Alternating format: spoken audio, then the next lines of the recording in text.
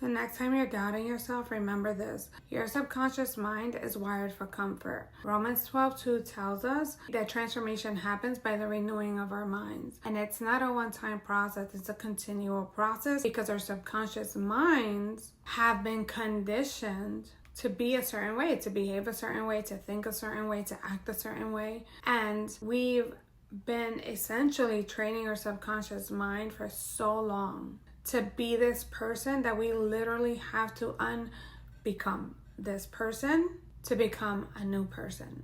And that's what the renewing of the mind is. It's essentially thinking about what you're thinking about, being so mindful of what thoughts are coming in, and we won't always know what we're thinking because our thoughts are just automatic.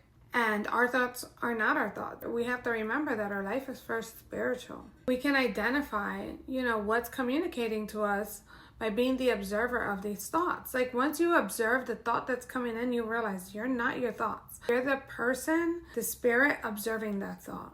So the thing is that we won't always know what we're thinking because, like I said, our subconscious minds have been trained to be a certain way that we're literally saying that this is who I am, this is who I am, this is just how I've always been.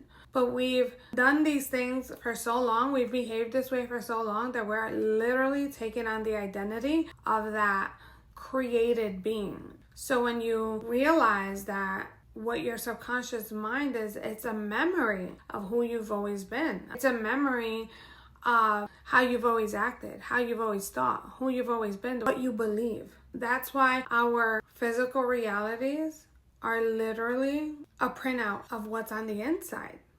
We are literally manifesting on the outside what's in here, what's in here.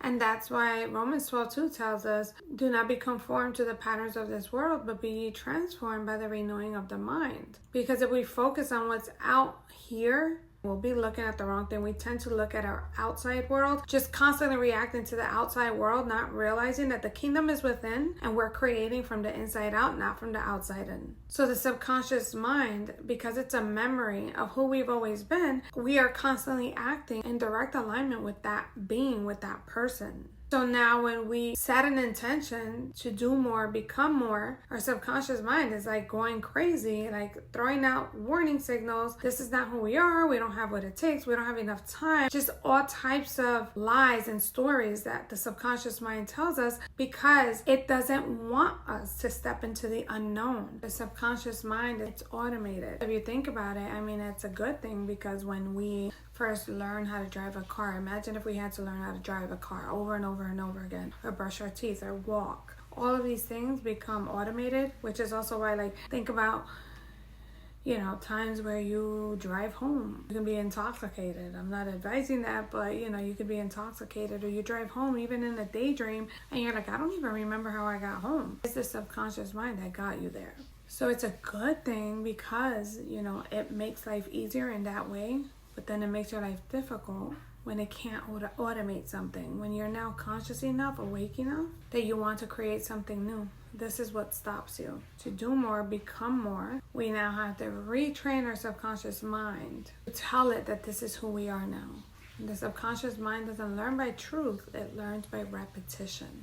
And repetition is key to store things in the subconscious mind. Hope this helps.